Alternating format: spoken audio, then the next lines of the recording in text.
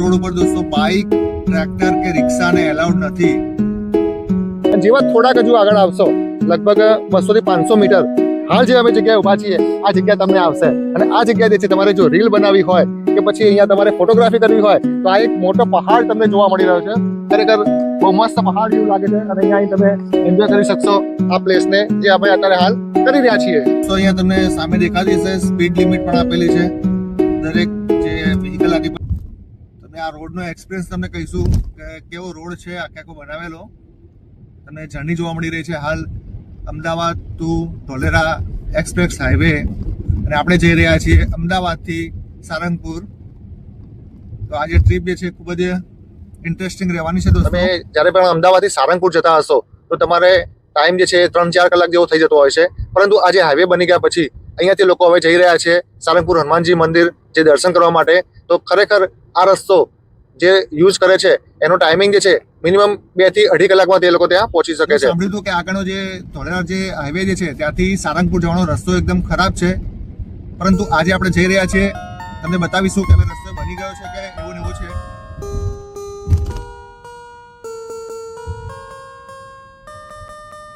સ્ટાર્ટિંગમાં હાઈવે જે છે એમાં થોડાક વચ્ચે થોડા ગાબડા પડેલા છે.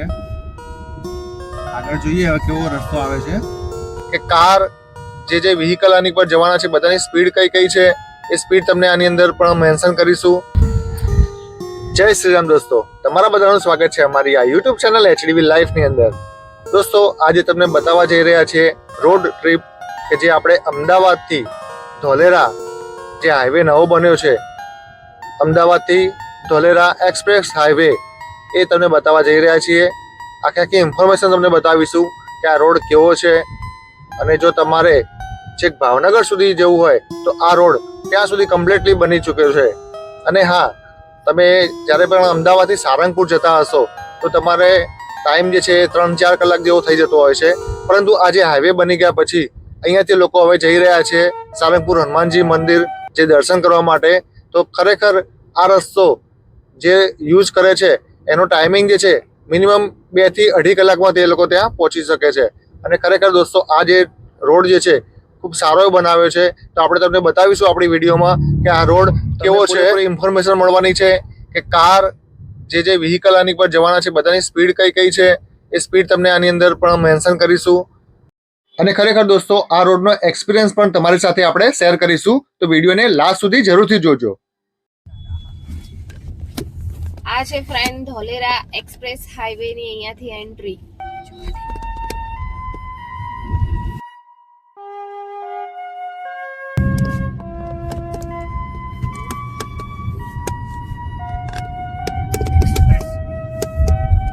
દોસ્તો અહીંથી ચાલુ થાય છે Ahmedabad Dholera highway express highway જે છે.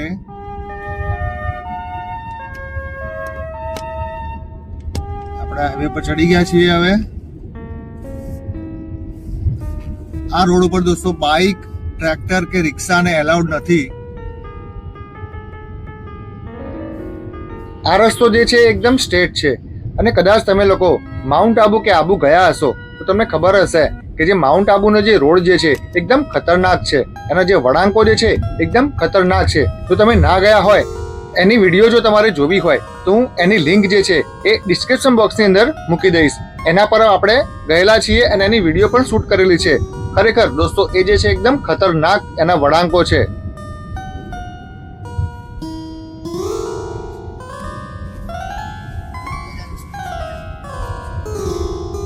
દોસ્તો અહીંયા તમને સામે દેખાતી હશે સ્પીડ લિમિટ પણ આપેલી છે દરેક જે વ્હીકલ આની પર જશે એની. કારની જે છે 120 છે, ટ્રક જે છે એની 80 છે, બસ જે છે એની 100 છે.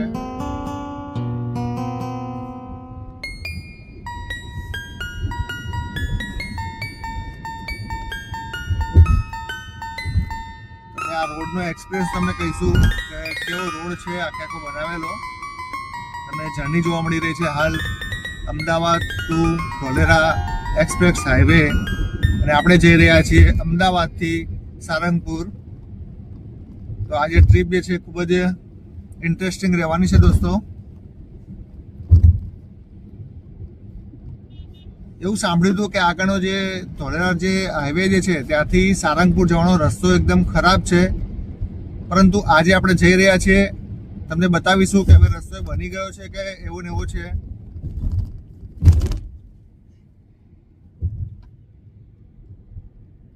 સ્ટાર્ટિંગમાં હાઈવે જે છે એમાં થોડાક વચ્ચે થોડા ગાબડા પડેલા છે. આગળ જોઈએ હવે કેવો રસ્તો આવે છે. ફરીથી અહીંયા સ્પીડ લિમિટ આપેલી છે 120 કાર માટે, 100 બસ માટે અને ટ્રક જે છે એની 80 લિમિટ છે. તો અહીંયા તમે આરામથી જો તમારી કારમાં ક્રૂઝ કંટ્રોલ હોય તો તમે એને મૂકીને આરામથી ચલાવી શકો છો. દોસ્તો નજારો તમે જોઈ શકો છો, એકદમ ધુમ્મસ સામે દેખાતું હશે, ફોગી આખું એટમોસ્ફિયર છે. રાઈટમાં એવું લાગે છે કે સી લાગે છે, દરિયા કિનારો હોય એવું લાગે છે. નેચરલી આ બધા ખેતરો છે.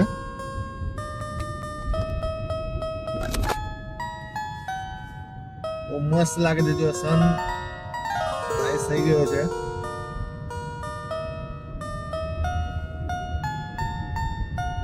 ક્લાઉડી એટમોસ્ફિયર છે. અહીંયા બાજુમાં બધા ખેતરો છે.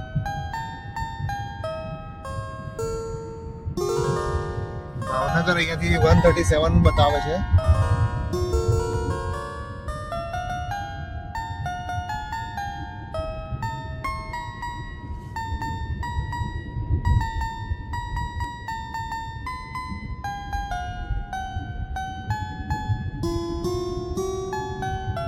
બધા રોડ આવા થઈ જાય તો ખરેખર ડ્રાઈવ કરવાની બહુ મજા આવે. રોડ તો ગવર્નમેન્ટ ડેવલપ કરે જ છે, પણ એની સાથે સાથે આપણે આપણું માઇન્ડસેટ બી ડેવલપ કરવાનું છે કે જે સ્પીડ લિમિટ આપી છે એ પ્રમાણે ચલાવીએ, લેન ચેન્જ કરીએ, તો જે રૂલ્સ છે ફોલો કરીએ તો ખરેખર બધાને ચલાવવાની ખૂબ જ મજા આવે. રૂલ્સ દોસ્તો આપણા માટે બનેલા છે, પરંતુ આપણે જ એને તોડીએ છીએ. ઓવરટેક જ્યાંથી કરવાની હોય એની જગ્યાએ આપણે ઉલટી દિશામાંથી ઓવરટેકો કરતા હોઈએ છીએ. એના કારણે આપણે એક્સિડન્ટ વધતા હોય છે.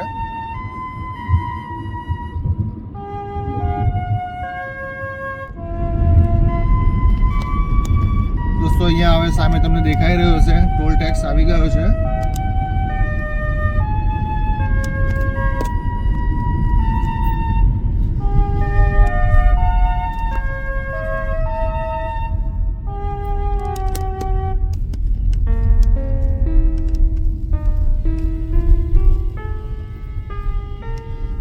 હજુ ટોલ ટેક્સ આપણા માટે ફ્રી છે.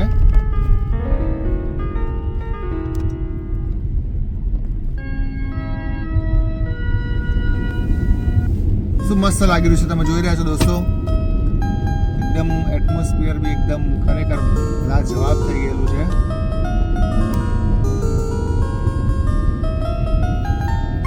આગળનો રોડ તો સારો છે દોસ્તો. સ્ટાર્ટિંગમાં થોડો ખાલી પ્રોબ્લેમ હતો, થોડા ગાબડા દેખાયા હતા, પણ એના પછી આગળ અહીંયા હજુ સુધી ગાબડા કોઈ દેખાયા નથી. સામે બોર્ડ આવી રહ્યું છે, એનું જે બતાવે છે બગોદરા, 14 કિલોમીટર બગોદરા બતાવે છે. કાર જે ચલાવી રહી છે, જે ડ્રાઇવિંગ સ્ટીયરિંગ જે છે એ રસ્તાના હાથમાં છે.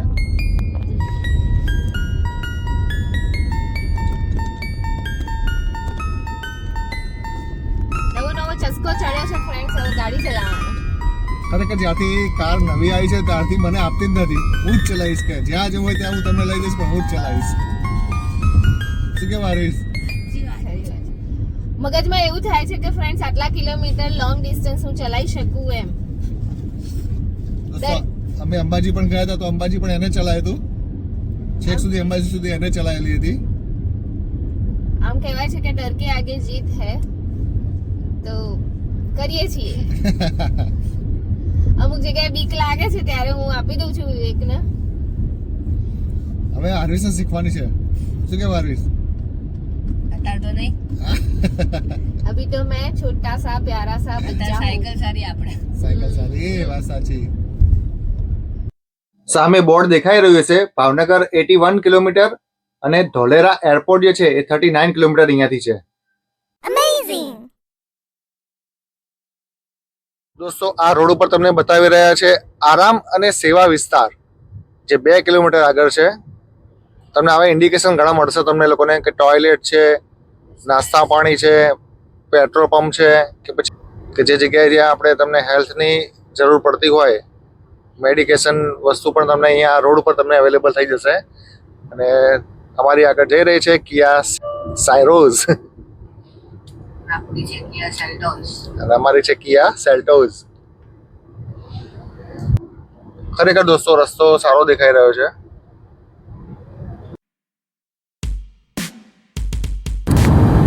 દોસ્તો સામે તમને ખૂબ સુંદર એવો નજારો જોવા મળી રહ્યો હશે.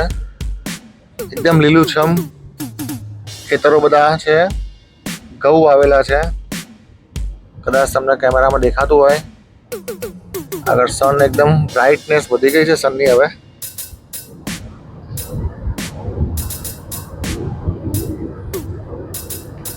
આપણે જઈ રહ્યા છીએ અમદાવાદથી સારંગપુર હનુમાન દાદાના મંદિરે. અને આ જે છે ધોલેરા એક્સપ્રેસ હાઈવે.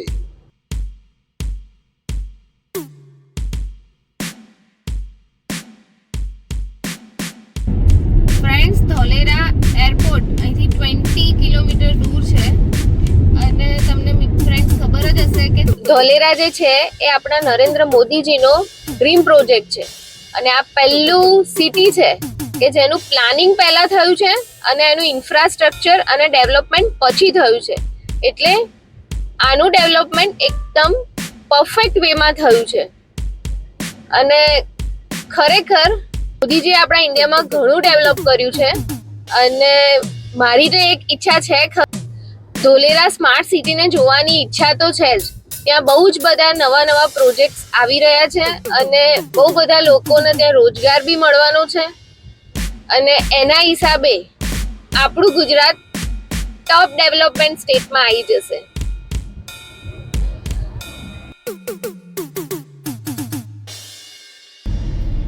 દોસ્તો અહીંયા છે ધોલેરા લેફ્ટ હેન્ડ સાઈડ અને ભાવનગર અહીંથી 67 કિલોમીટર દૂર છે.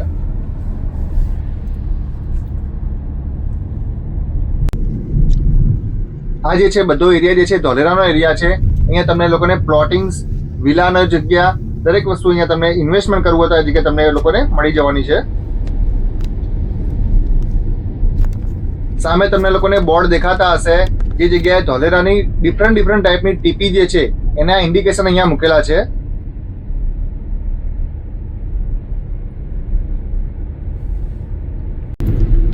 દોસ્તો અહીંયા બોર્ડ માર્યું છે, દારૂ પીને વાહન ચલાવશો નહીં. પરંતુ દોસ્તો આપણે નથી લાગતું કે આપણે અત્યારે ગુજરાતમાં છીએ.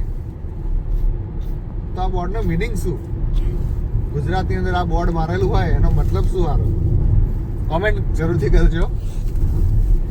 દોસ્તો તમને મેપમાં દેખાતું હશે કે જે આપણે ધોલેરા હાઈવે પરથી જે જઈએ છીએ આપણે ભાવનગર તરફ, અને અહીંયા જે અહેમદપુર જે આવશે ત્યાંથી આપણે રાઈટ સાઈડ વળવાનું છે સારંગપુર હનુમાન દાદા મંદિર જવા માટે.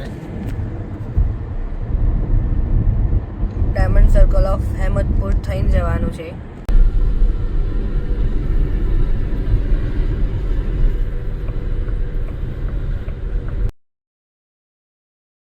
હવે દોસ્તો અહેમદપુર જે ચાર રસ્તા જે હતા, જે સર્કલ કહેવાય છે ડાયમંડ સર્કલ, એ આવવાની તૈયારી છે. તો આપણે અહીંયાથી હવે લેફ્ટ સાઈડમાં બહારની સાઈડ આપણે સર્વિસ રોડ ઉપર ઉતરી ગયા છીએ. અને અહીંયા તમે સામે જોઈ શકશો, અહીંયા ઇન્ડિકેશન પણ આપેલા છે, બોર્ડ સાઇન બધા મૂકેલા જ છે કઈ સાઈડ તમારે જવું. અને ખરેખર દોસ્તો આ જે સર્કલ જે છે એનું નામ આપવામાં આવ્યું છે ડાયમંડ સર્કલ. તો ખરેખર બહુ મસ્ત એવું લાગી રહ્યું છે. તમે અહીંયાથી જ્યારે ડ્રાઈવ કરશો તમે ફિલિંગ્સ આખી આવશે માઉન્ટ આબુના જે આપણે રોડ રસ્તા જે હતા, જે વળાંકો વાળા, બસ એ ટાઈપની અહીંયા ફિલિંગ્સ આવવાની છે. અને ખરેખર દોસ્તો અહીંયા જે સર્કલ બનાવવામાં આવ્યું છે બહુ મસ્ત રીતે બનાવવામાં આવ્યું છે. કદાચ જો તમે અંદર ઘૂસી ગયા, તમારે એક્ઝિટ કર્યું હોય તો પણ એનો રસ્તો અલગથી આપેલો છે અને અંદર જવા માટેનો પણ રસ્તો અલગથી અંદર આપેલો છે.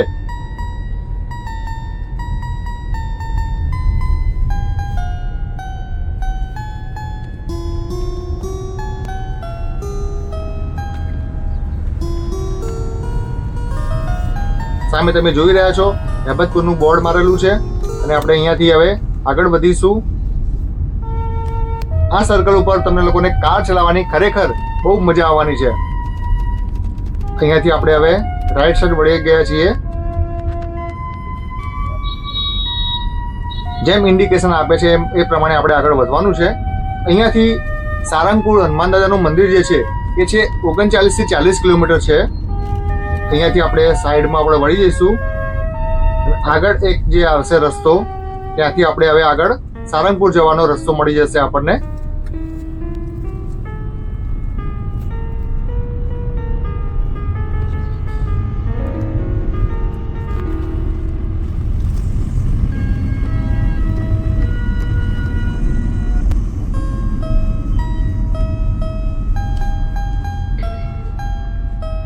અહીંયા દોસ્તો હેબતપુર અહીંયા બોર્ડ માર્યું છે, અહીંયા સામે સારંગપુરનું પણ બોર્ડ મારેલું છે, તમને લોકોને જોવા મળશે.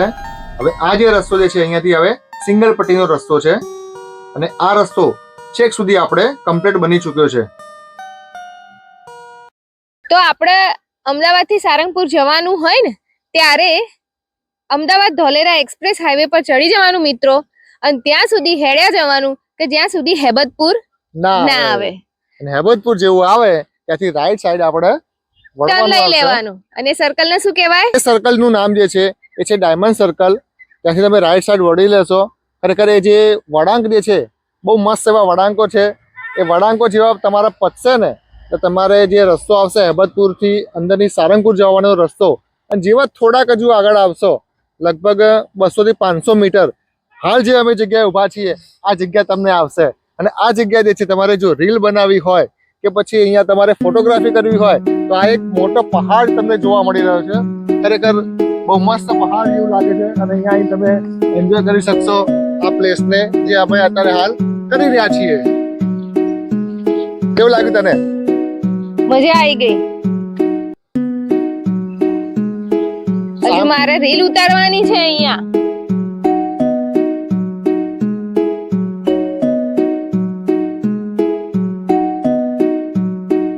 સામે તમને પાણીની ટાંકી દેખાતી હશે, એની રાઈટ સાઈડમાં આખો આ જે છે પહાડ જેવું જે કિલ્લો બનાવેલો છે, ટિલ્લો કહેવાય ને, માટીનો ટિલ્લો. માટીનો ટિલ્લો કહેવાય.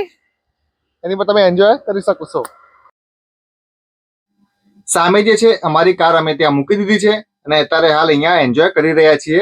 અહીંયાથી થોડાક આગળ જશો તમને આવી રીતે સાઇન બોર્ડ આવશે સારંગપુરનું, જ્યાં 39 કિલોમીટર છે, બોટાદ 49 કિલોમીટર છે. અહીંયાથી તમારે લેફ્ટ સાઈડમાં અંદર વળી જવાનું છે અને આ જે રસ્તો જે છે સીધે સીધો જશે આપણે સારંગપુર.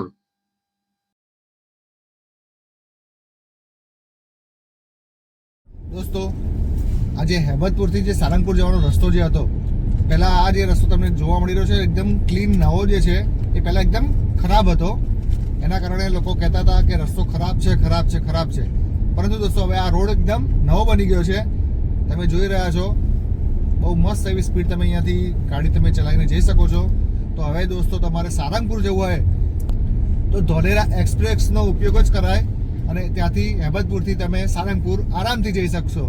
એકદમ સ્પીડ બી તમને મળી રહેશે, ટાઈમ તમારો બચશે અને આરામથી તમે સારંગપુરના હનુમાન દાદાના દર્શન કરી શકશો.